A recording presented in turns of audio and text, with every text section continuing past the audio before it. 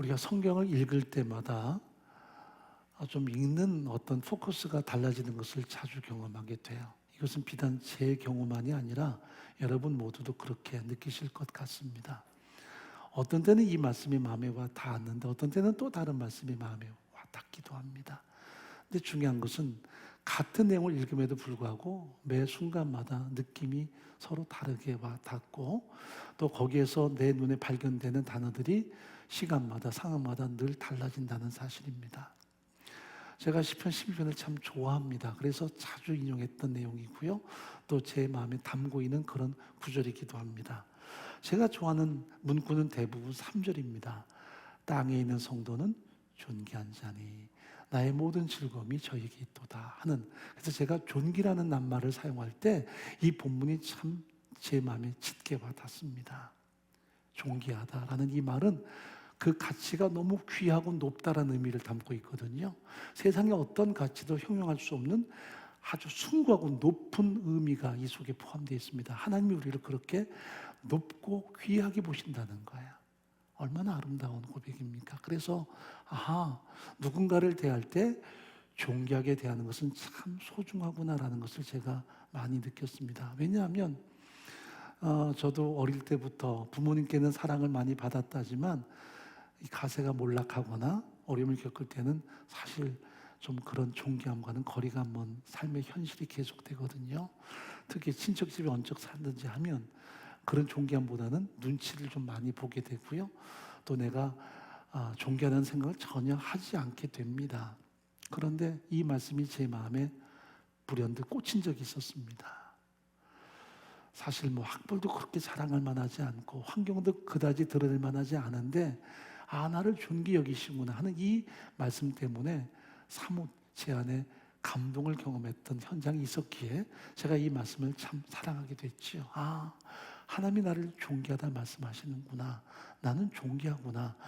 나는 비록 죄인의 계수지만 나의 허물과 죄로 죽었던 존재지만 그리스도께서 우리의 모든 죄를 담당하기 위해서 대가 지불하시기 위해서 생명을 주셨으니까 나는 적어도 예수의 가치를 소유했구나. 그러므로 나는 더 이상 죄인의 가치가 아니구나. 예수의 가치라는 그런 인식을 가졌던 적이 있었습니다. 그래서 이 말씀을 참 많이 전했던 적이 있어요. 특히 청년들에게 제가 코스타에 가서도 이 말씀을 참 많이 전했습니다. 여러분은 존귀합니다. 그러면 이 청년들이 갑자기 뭉클하는 반응을 보여요. 여러분 유학생들이 존귀하다는 말을 못 들었을까요? 그런데 사실 그들만큼 힘든 인생이 없더라고요. 고국을 떠나고 고향을 떠나서 홀로 뭔가 한다는 것이 결코 만만하지 않아요. 고독하고 힘들 때가 많이 있는 듯해요. 그래서 치열한 경쟁에서 다른 나라 아이들과 함께 경쟁하고 또 자신의 삶이 또 얼마나 힘들겠습니까? 그런데 그들에게 여러분은 존귀합니다 하면 이 청년들이 막 뭉클한 느낌을 보여줘서 이 말씀이 참 내게만 소중한 게 아니라 저들에게 소중하다는 것을 많이 겪어서 제가 코스타 다닐 때마다 참 많이 사용했던 내용이 본문입니다. 땅에 있는 성도는 존귀한 자니 나의 모든 즐거움이 저에게 있도다. 하나님의 마음을 헤아리는, 그래서 내가 이렇게 존귀하다는 생각을 참 많이 했는데 불현듯 요새 시편을 한번 읽으면서 존귀하다는 말보다 전혀 다른 단어에 눈길이 갔습니다.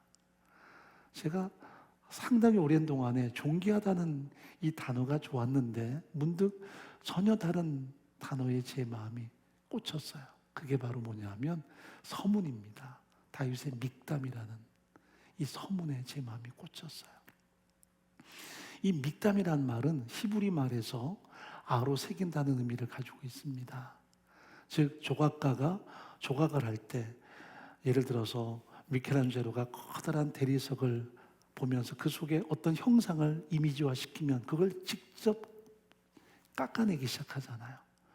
그래서 정으로 빻아내고 또 끌로 파내서 어떤 형상을 만들어냅니다. 만약 그 돌이 생명 있는 존재라면 그 과정이 얼마나 고통스럽겠습니까? 크게 깎아내고 깊게 깎아내면서 어떤 형상을 아로새긴 그 과정이 결코 쉬운 과정이 아닐 거예요. 그렇지만 그런 과정을 통해서 위대한 작품이 만들어지게 되죠. 만약 커다란 나무가 있다면 그것을 깎아내서 어떤 형상을 만들 때 그 나무가 생명 있는 존재라면 얼마나 고통스럽겠습니까? 그렇지만 거기에 어떤 형상이 아로새겨질 때는 그것은 대단한 걸작품이 될 수 있는 거죠. 마찬가지. 하나님께서 우리를 당신의 거룩한 걸작으로 만들어갈 때에 믹담의 과정을 선용한다는 것을 본문이 말씀을 해요. 우리가 젊든 나이가 먹든 간에 때로는 커다란 이 쩍이라 그러죠. 막 도끼 같은 그런 끝으로 파내고 그리고 세심한 조각도로 파내서 우리 속에 당신의 형상을 빚어가시는 이 모든 일련의 과정을 믹담이라고 이야기합니다. 다윗의 인생 속에 참 많은 믹담의 과정이 있었습니다. 그래서 성경은 이 사람을 존귀하게 평가하는 이유가 그저 하루아침에 존귀한 것이 아니라 왕자로 태어나서 존귀한 것이 아니라 하루아침에 그가 급상승한 신분을 가졌기에 존귀한 것이 아니라 일평생 동안 깨트려지고 꺾이고 깎이는 과정을 통해서 존귀하게 만들어진 하나님의 형상이 그 영혼과 삶 속에 비춰지는 존재가 된 것을 성경은 믹담이라고 말한다면 이것이 참 제 마음에 짙게 와 닿았습니다. 아하, 다윗도 평생 동안 그렇게 깎이고 깎였구나. 얼마나 고통스러운 가정이 많았을까. 그런데 그것이 결국 존귀함을 만드는 일련의 과정이었던 것이죠. 하루아침에 존귀해진 게 아니었거든요. 그렇구나. 인생은 깎이고 또 깎일 때 존귀해지는 거구나 하는 생각을 다시 한번 해봤습니다. 그렇습니다. 절망의 끌로 파내고 깎아내고 해서 그의 모든 삶 속에 하나님의 형상을 아로새기는 그런 내용을 본문이 담고 있습니다. 그래서 어떻게 보면 그 고통의 이면 속에 드러나는 하나님의 위대한 걸작품에 대한 선언을 본문이 우리 앞에 드러나고 있는 것이겠지요. 그런데 본문에 보면 이런 극렬한 고통을 겪으면서 그가 고백하는 신앙 고백이 있습니다. 우리가 항상 태도가 중요하다고 말씀을 드리죠. 다윗이 고난을 겪을 때 거기에 대한 태도가 바를 때는 언제나 아름다운 믹담의 과정을 통해서 정련된 삶이 드러나지만 그러나 그도 인간인지라 반응을 잘못 가질 때는 여지없이 인생의 더 참혹한 구렁텅이로 떨어지는 현장을 우리가 보게 돼요. 그래서 항상 우리가 어떤 태도가 중요한가를 다시 한번 발견하게 되는 거죠. 동일한 상황이라면 내가 어떤 태도를 견지할 것인가, 내가 어떤 자세를 가지고 이 모든 고난의 터널을 통과할 것인가를 점검하는 것이 너무나 중요하다는 것을 본문은 우리에게 말씀을 합니다. 자, 본문에서 드러나는 가장 소중한 핵심적인 요소가 뭐냐면 하나님 절대 신앙이라 말할 수 있습니다. 하나님 절대 신앙은 하나님만을 철저하게 바라보고 하나님을 의지하는 그의 신앙의 선언과 결단을 의미하죠. 이것이 믹담을 경험할 때 다윗이 갖는 신앙적인 자세였습니다. 그 중에 여기 본문에 보면 1절에 등장합니다. 읽어보죠. 하나님이여 나를 보호하소서 내가 죽게 피하나이다. 하나님이여 나를 보호하소서 내가 죽게 피하나이다. 여러분, 믹담의 현실이 다가올 때 기도해야 된다는 것을 모르는 성도가 어디에 있습니까? 다 알고 있지만 그러나 막상 무릎 꿇고 기도하며 하나님을 철저하게 의지한다는 것이 만만하지만은 않아요. 마음속에 때로는 두려움이 몰려올 수 있고 절망이 가득할 수도 있습니다.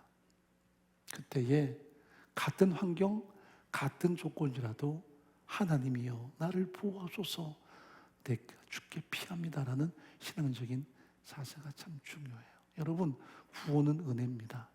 어떤 우리의 힘과 능력과 우리의 열심이 아니에요. 구원은 철저하게 하나님이 우리에게 베푸시는 호의와 선물입니다.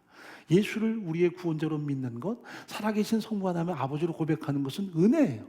성령이 내 안에 찾아오셔서 2000년 전에 죽으신 예수 그리스도가 나의 모든 죄를 담당하셨다. 이건 은혜예요. 이성으로 되는 게 아니고 경험으로 되는 게 아니에요.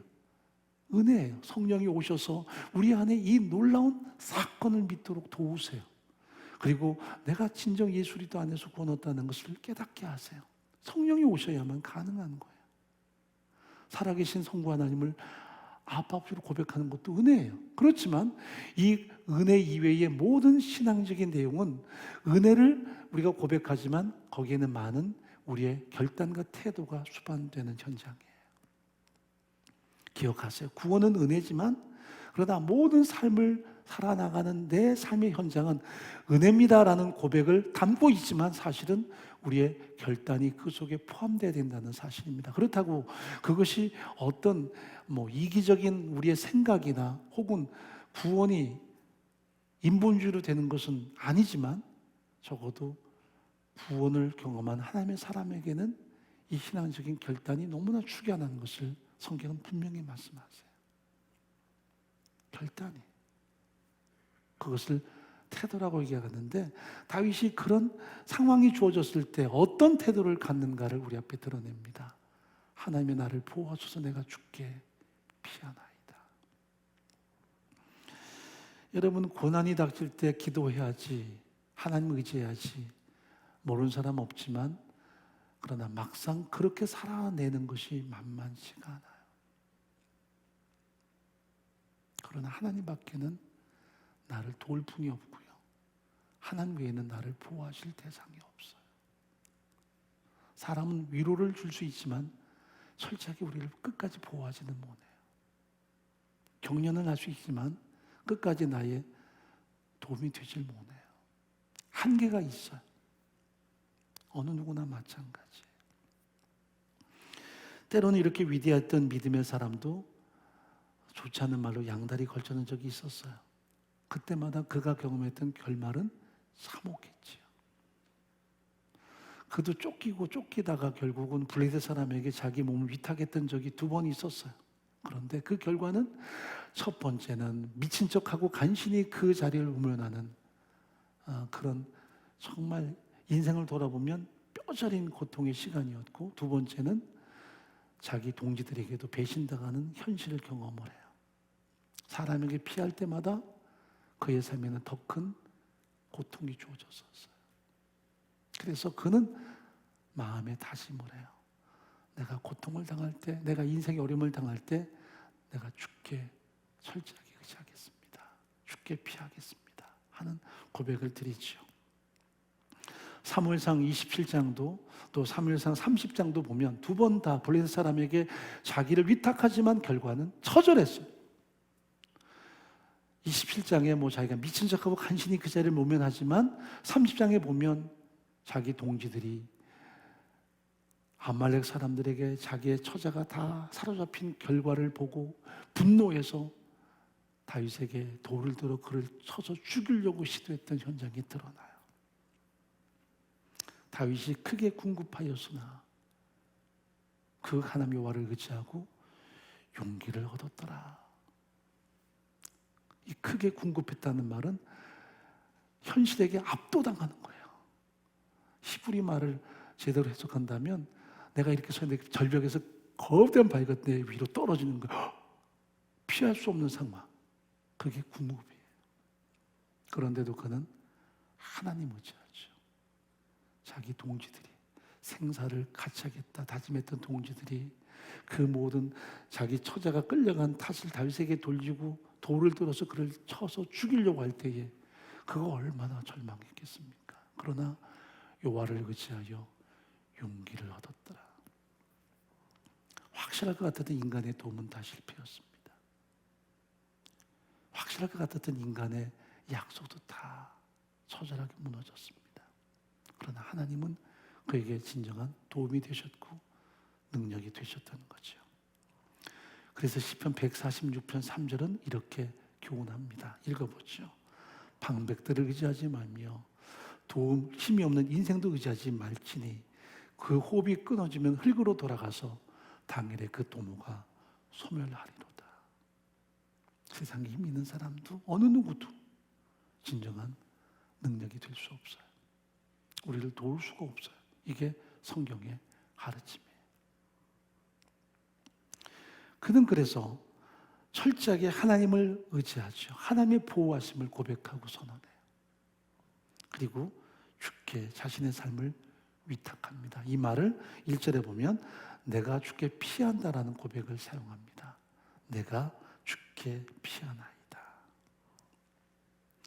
피한다는 말은 그냥 몸을 이렇게 살짝 돌리는 의미가 아닙니다. 달려간다는 뜻이 있습니다. 질주합니다. 고통이 왔을 때 내가 하나님께 전력 질주합니다. 그런 내용이에요. 하나님께 전력 질주합니다. 그가 고통당할 때 사람들은 은근히 그에게 압박했죠. 세상으로 피해라. 사람에게 피해라. 현실에도 피해라. 그러나 다윗은 그때마다 내가 여호와께 달려간다고 고백합니다. 이게 그의 선언이었습니다. 자, 시편 11편 1절 한번 읽어보죠. 내가 여호와께 피하였거늘 너희가 내 영혼도로 새같이 내 산으로 도망하라 하면 어찌 민고. 내가 여호와께 피하였다. 내가 여호와께 달려간다. 그런데 세상은 말합니다. 마치 새처럼 산으로 날아가라. 도망가라. 세상에 피하라는 거예요. 그러나 다윗은 항상 선언합니다. 난 여호와께 달려간다. 하나님이 나의 피난처가 되신다. 하나님이 나의 도움이 되신다. 이게 그의 선언입니다. 여러분, 왜 세상에 도움이 필요하지 않겠습니까? 왜 사람의 손길이 필요하지 않겠습니까? 그러나 중요한 것은 그것을 바라볼 때마다 그의 가슴 속에는 더 큰 절망들이 자주 왔기 때문입니다. 하나님께 피한다. 하나님을 의지한다. 하나님께 질주한다. 이게 다윗의 선언이었습니다. 언제나 하나님께 대한 신앙이 자기 삶의 가장 소중한 핵심 요소였어요. 우리가 너무나 잘 아는 민수기 13장과 14장의 내용을 보면 10명의 정탐꾼과 2명의 정탐꾼의 극렬한 차이가 어디 있었습니까? 같은 현장을 봤습니다. 아름다운 땅, 풍성한 열매를 보았습니다. 그런데 한쪽은 그 땅을 우리는 삼키는 땅이 될 것이다. 우리의 처자가 필경 그들이 사로잡힐 것이고 우리는 그들의 노예가 될 것이다 라는 극렬한 선언이 드러나고, 한쪽은 그들은 우리 밥이다. 그 땅은 하나님이 우리에게 주신 땅이다 라는 선언이 왜 그렇게 양분됩니까? 하나님을 통해서 현실을 보는가, 아니면 세상의 가치관으로 현실을 보는가의 극렬한 차이였습니다. 이것을 한마디로 하나님이 새겨진 가슴으로 보는가, 이성으로 세상을 보는가의 차이입니다. 10사람의 고백 속에는 하나님을 통해 보는 관점이 없었습니다. 오로지 현실, 오로지 세상이었다면 2사람, 여호수아 갈렙의 고백 속에는 오직 여호와, 오직 여호와 이 단어가 가득합니다. 결국은 그의 가치관이 어디에 있는가, 그가 어떤 관점으로 인생을 살아가는가에 대한 소중한 교훈을 우리에게 보여주고 있어요. 언제나 하나님인가, 아니면 세상인가. 그러므로 여기 본문에 내가 주께 피한다는 이 말은 하나님께 질주한다는 의미도 되지만 하나님 편에 선다는 의미도 포함이 됩니다. 나는 언제나 하나님 편에 서겠습니다. 하나님을 의지하겠습니다. 자, 2절 말씀 읽어보죠. 내가 여호와께 아뢰되 주는 나의 주시오니 주밖에는 나의 복이 없다 하였나이다.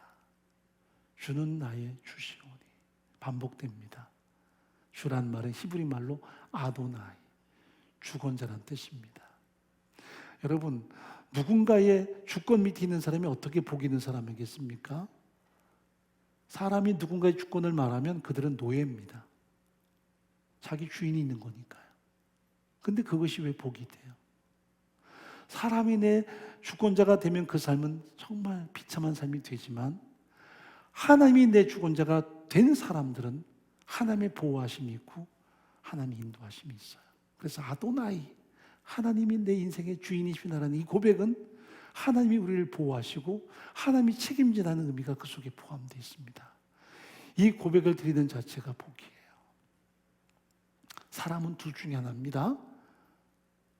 세상의 노예로 존재하든지, 거기에는 돈도 명예도 또 세상 욕망도 다 포함이 됩니다. 아니면 하나님의 자녀로 살든지. 사도 바울은 자기를 그리스도의 종이라고 말합니다. 헬란말에서 종이란 말은 둘로스라는 단어입니다. 둘로스. 영어로 슬레이브라는 단어를 쓰지만 사실은 더 심한 의미가 있습니다. 둘로스라는 말은 코를 꿰는 짐승이라는 뜻이 있습니다. 자기 의지가 없어요. 다 뭔가 끌려서 사는 존재예요. 바울은 자기 생각, 자기 의지가 아닌 철저하게 하나님에 의해서 사는 존재, 그것을 그리스도의 종이라고 자기를 표현합니다. 그게 둘로스라는 헬라 말입니다. 자기를 드러낼 때마다 그리스도의 종된 나 바울은 이야기했어요. 여러분, 목사가 그리스도의 종이라고 말합니다. 그 말은 사실은 세상에서 봤을 때는 참 좋지 않은 단어인데 이게 우리에게는 정말 복된 단어거든요. 철저하게 하나님에 의해서 산다. 그리스도에 의해서 산다. 예수 뜻에 의해서 산다. 이게 종이라는 의미 속에 포함이 돼요. 우린 다 그리스도의 종이에요. 스스로 종된 사람들이에요. 왜냐하면 하나님이 우리의 주권자가 되시고 항상 선하신 그리스도의 뜻이 우리를 인도하시기 때문이에요. 안 그러면 우리는 돈의 종이 되든지 명예의 종이 되든지 세상의 욕망의 종으로 전락할 수밖에 없어요. 그래서 이 속에 담긴 주는 나의 주시오니, 이게 참 소중한 고백이에요. 여러분, 기도가 뭡니까? 어떤 우리의 하소연, 우리의 뜻을 관철하는 수단도 될 수 있겠지만 그러나 하나님의 절대 주권을 인정하는 선언이 기도가 돼야 돼요. 그래서 예수께서도 겟세마네 기도에서 하나님의 절대 주권 앞에 자기를 철저하게 위탁하세요. 하나님이 주권자십니다. 이게 기도의 핵심이에요. 기도는 주세요, 내가 이렇게 해서 얻었습니다 라는 과정만이 아니라 결국은 하나님이 내 인생의 주인이십니다. 내 생명의 주인이십니다. 이 고백이 기도의 아름다운 결과가 돼야 돼요. 자, 다시 한번 2절 읽어보죠. 내가 여호와께 아뢰되 주는 나의 주시오니 주밖에는 나의 복이 없다 하였나이다. 진정 하나님을 신뢰하는 사람, 인생을 잘 통과하면서 믹담, 하나님의 아로새기는 그 모든 과정들을 선용한 사람들은 이런 고백을 갖습니다. 하나님이 나의 주권자십니다. 그리고 하나님의 주권을 고백하는 그 자체가 내게는 복입니다. 환경이 부요함이나 턴날을 벗어나는 그 찬란함만이 아니라 그 자체가 복이라는 것을 다시 한번 깊이 인식하고 삽니다. 여기 주는 나의 주시오니 주밖에는 나의 복이 없다 하였나이다. 여러분, 성경이 복을 말할 때는 하나님과 연관된 것을 복이라고 말합니다. 거기는 괄호 열고 영원한 것, 사라지지 않는 거예요. 그게 복이에요. 영원하지 않은 것은 다 복이 아니라 그냥 하나의 현상이에요. 그것은 영원하지 않아요. 여러분, 우리의 건강도 누군가 나 건강해 그러면 복받아 살지 모르지만 언젠간 사라져요. 다 사라져요. 제가 이렇게 보면서 동역자들을 보면 마음이 찡할 때가 뒷모습 보면 그 사람의 나이가 드러나거든요. 사람은 아무리 앞을 뜯어 고쳐도 뒤태가 중요하답니다. 그래서 여성들이 막 이렇게 고치고 이쁜데 정작 중요한 건 뒷모습이에요. 뒷모습이 할머니인지 드러나요. 우리 남성 동료자들 보면 뒷모습 보면 나이가 좀 드러납니다. 젊었을 때 그렇게 꼿꼿했던 당당했던 모습이 자꾸 숙여져요. 그래서 노인 되면 추해지는 이유가 왜냐하면 자꾸 굽어요. 땅이 자꾸 나를 오라 그래요. 그래서 우리가 자꾸 땅으로 주저앉아요. 우리가 자꾸 노예세지가요. 어쩔 수 없어요. 아무리 노력해도 아이들은 우리를 알아요.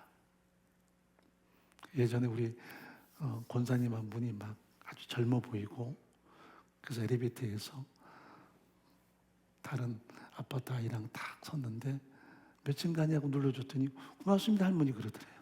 충격받았대요. 애들이 보기엔 할머니인 거예요. 정확해. 우리끼리 볼 때는 젊어요. 다 속고 살아요. 모든 건 다 쇠퇴해져가요. 다 사라져가요. 누구나 예외가 없어요. 그건 복이 아니에요. 물질도 영원하지 않아요. 권력도 무상해요. 다 사라지는 거라면 성경은 그걸 복이라고 절대 말하지 않아요. 복은 하나님과 연관된 괄호 열고 영원한 것, 사라지지 않는 것.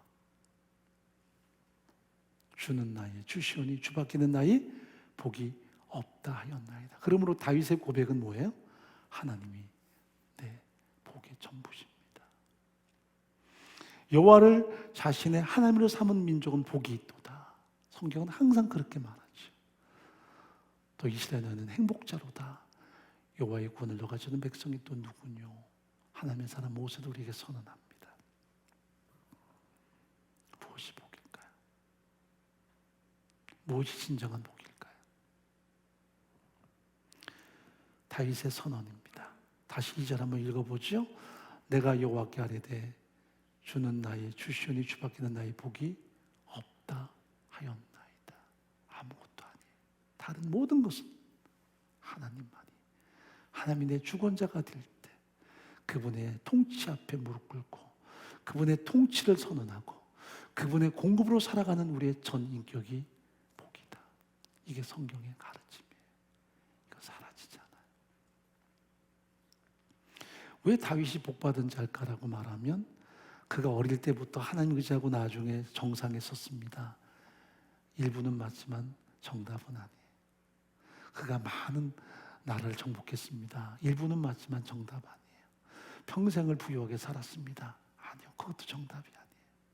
하나님을 자신의 복으로 삼았습니다. 그 하나님이 영원하시니까, 그 나라가 영원하시니까 그가 붙든 복은 영원한 거겠죠. 우리도 마찬가지예요. 자, 시편 30편 11절에 보면 이렇게 말씀합니다. 나의 슬픔을 변하여 춤이 되게 하셨다. 나의 슬픔을 변하여 춤이 되게 하셨다. 궁극적인 선언이죠. 헨리 나우엔의 고백을 보면 그가 쓴 춤추시는 하나님이라는 고백 속에 담겨있는 내용입니다. 한번 읽어보죠. 가장 깊은 의미에서 감사란, 진정한 감사란 그런 뜻이에요. 진정한 감사란 삶을 고맙게 받아야 할 선물로 산다는 뜻이다. 뭐가 선물이라고요? 삶이 선물이에요. 우리는 삶에다가 다양한 걸 덧붙여요. 부유한 삶, 건강한 삶, 장수하는 삶, 그건 다 배제하시되 삶 자체가 하나님의 좋은 선물이에요. 왜 그런가요? 진정한 감사는 좋은 것, 나쁜 것, 기쁜 일, 그리고 아픈 일, 거룩한 부분, 거룩하지 않은 부분을 구분하지 않아요. 우린 다 구분하죠. 이거는 좋은 거, 이건 나쁜 것. 아니요. 진정한 감사는 그걸 다 끌어안아요. 그게 인생이니까. 내가 살아있는 것이니까요. 우리가 삶 전체를 끌어안는다. 그런데 그렇게 삶 전체를 끌어안는 까닭이 뭐예요? 모든 사건 한복판에서 하나님의 생명과 하나님 임재를 맛보기 때문이다. 언제나 하나님 앞에 살고 하나님께 무릎 꿇고 하나님의 도우심을 갈망하고 매일마다 하나님의 주권을 인정하고 공급에 의해 살기 때문이에요. 그 자체가 복이에요. 그게 또 감사가 돼야 돼요. 우리는 항상 내가 보기에 좋은 것은 따로 이렇게 모아놓고 하나님 감사합니다 하고 내가 보기에 좋지 않은 것은 사단 안 불러가라 그랬어요. 그런데 헨리 나우엔의 고백을 보면 모든 것을 다 끌어안아야 돼요. 이게 삶이에요. 이게 진정한 복이에요. 그래서 슬플 때는 슬픔을 통해 하나님이 주시는 희망을 맛보고요. 고통스러울 때는 고통을 통해 하나님이 주시는 진정한 자유를 맛보고요. 병들었을 때는 건강에 대한 하나님의 은혜를 맛보고요. 삶을 살아갈 때는 영원한 나라와 또 내가 삶을 누리는 그 모든 현장에 대한 항상 은혜를 맛보고 사는 거죠. 삶 전체를 끌어안는 거예요. 결론입니다. 제가 다윗의 믹담이라는 단어에 마음이 꽂혔다 그랬죠. 아로새겼습니다. 고통의 끈이 그를 아로새길 때 그는 견디시는 고통 때문에 비명지르고 절망도 하지만 이것이 언젠가 그의 삶을 진정 복되게 만드는 강력한 요소였습니다. 우리가 그것을 바라보고 사는 것입니다. 오늘 다양한 인생의 아픔과 눈물 속에서도 믹담을 통해 나를 향해서 하나님께서 형상을 빚어가신다는 것을 기억하고 하나님을 또 바라보고 의지하는 우리의 전사님이기를 간절히 바랍니다.